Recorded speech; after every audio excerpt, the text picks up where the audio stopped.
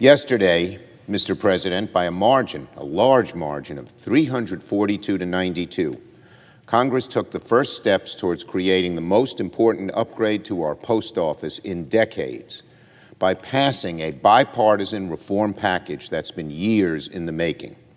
With an overwhelmingly bipartisan vote in the House, it is my intention for the Senate to quickly take up and pass this bipartisan, bicameral postal reform bill. We hope to take action here on the floor and pass the bill before we go to the President's Day recess. The Post Office is quite simply one of the most important institutions of American life. Every day, tens of millions of Americans, veterans, small businesses, people living in rural communities, seniors, rely on the Postal Service for their medicines and prescriptions, for getting essential goods, for voting, for correspondence, for their livelihoods, and to get close to one another on special occasions like birthdays and anniversaries and things like that. But nevertheless, our Postal Service has needed reform for over a decade. Its budgets are severely strained, its delivery services are overwhelmed, and the disruptions unleashed by the Internet have made it harder for it to meet its obligations to the American people and to its own employees. Every one of us has heard objections about letters arriving far too late. In many instances, whether they be checks that people depend on for their livelihoods or prescription drugs or whatever, this is because these complaints are growing and growing and growing. The bipartisan postal reform bill offers a much-needed reset. It'll guarantee delivery services continue 6 days a week. It will put the post office on a path back towards solvency, and it will ensure that we take care of our dedicated postal workers while also saving the post office over $50 billion. Let me summarize again. If this legislation is passed, it would ensure continued 6-day delivery service, make deliveries more efficient and timely, and will put the post office on a path to stability. I want to recognize my colleagues who have made it possible for this legislation to move forward. First, I thank my friend and colleague, Senator Peters, Chairman of the Homeland Security and Government Affairs Committee, for his leadership in bringing this bill together.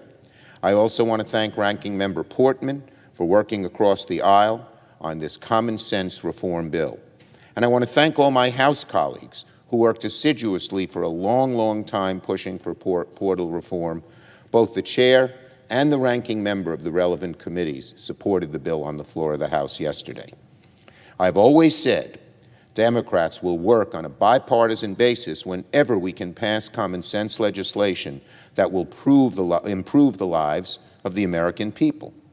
Last year, bipartisan cooperation helped clear the way for such things as the historic anti-Asian hate crimes bill, a much-needed competition bill, and our bipartisan infrastructure package. This work period alone, we have already made great progress on bipartisan priorities, like ending forced arbitration for sexual harassment and assault. As I've mentioned, we'll soon act on the post office. And I expect both sides will support passage of the short-term CR that will keep the federal government open before next week's deadline.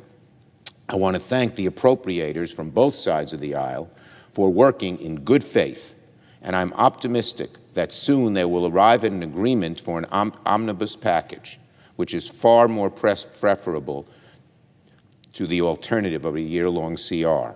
We're getting very, very close to coming to an agreement on top-line numbers, and as I said, I am more optimistic than I've been in a very long time that we will get an omnibus bill done for government spending for the rest of the year.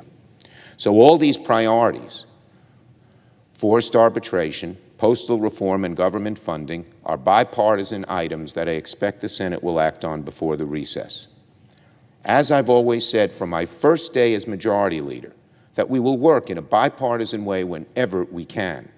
We did it in our first year with things like the anti-Asian hate crimes legislation, the competition bill, and the bipartisan infrastructure package. And these 2 weeks now represent a productive continuation of that commitment. So on this issue, I am optimistic that very soon we will see the first major reform of America's postal system in decades.